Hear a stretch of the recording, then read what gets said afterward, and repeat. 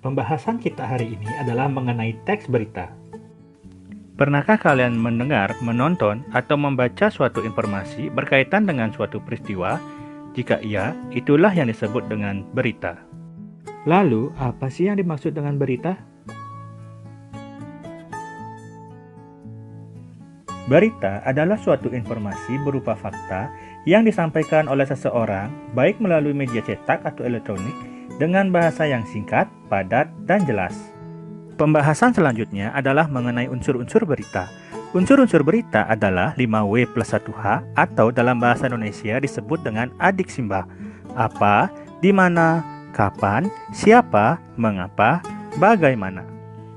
Sekarang kita akan berbicara mengenai unsur 5W 1H. Yang pertama adalah unsur what. Peristiwa apa yang terjadi? Misalnya padatnya pelabuhan Merak. Yang kedua, who. Siapa yang mengalami peristiwa ini? Misalnya, truk-truk pengangkut barang non-sembako.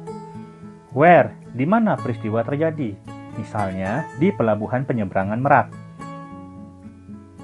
When, kapan peristiwa itu terjadi? 10 hari menjelang Lebaran.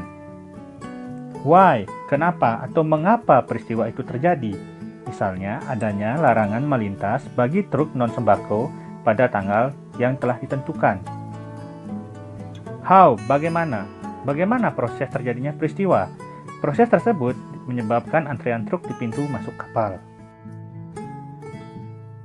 Selanjutnya, kita akan membahas mengenai struktur dan unsur kebahasaan teks berita. Struktur teks berita. Struktur teks berita menggunakan pakem piramida terbalik. Artinya, bagian yang paling atas adalah yang terpenting hingga bagian yang terbawah dianggap yang kurang penting. Yang pertama, ada judul berita. Judul berita mencirikan berita apa yang diangkat. Yang kedua, ada teras berita.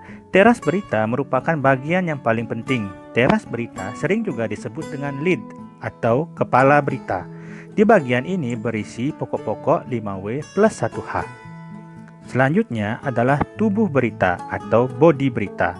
Di sini merupakan bagian yang penting karena berisi penjabaran dari pokok-pokok 5W 1H. Sedangkan bagian yang paling terakhir adalah leg atau kaki atau ekor berita. Di sini merupakan bagian yang kurang penting karena bagian ini tidak berkaitan langsung dengan judul berita. Selanjutnya kita akan berbicara mengenai unsur-unsur kebahasaan teks berita.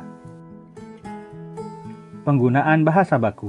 Bahasa standar lebih mudah dipahami oleh umum. Bahasa-bahasa yang bersifat populer atau yang kedaerahan akan dihindari oleh media-media nasional. Contoh bahasa baku, wisatawan, masyarakat, kualitas. Penggunaan kalimat langsung.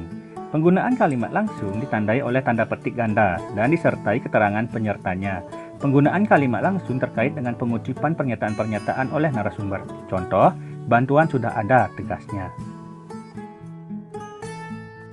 Konjungsi bahwa. Konjungsi bahwa berfungsi sebagai penerang kata yang diikutinya. Hal itu terkait dengan pengubahan bentuk kalimat langsung menjadi kalimat tidak langsung. Contoh, Astrid mengatakan bahwa ibunya pingsan karena lelah. Kata kerja mental. Kata kerja mental berkaitan dengan kegiatan dari hasil pemikiran. Kata-kata yang dimaksud antara lain memikirkan, membayangkan, berasumsi, berkesimpulan. Contoh, polisi berkesimpulan bahwa korban diculik orang terdekat. Keterangan tempat dan waktu. Penggunaan keterangan tempat dan waktu sebagai konsekuensi perlunya kelengkapan unsur berita yang mencakup unsur kapan dan di mana. Contoh, sekitar pukul 12.45 WITA, PMI telah sampai di Bandara Ngurah Rai.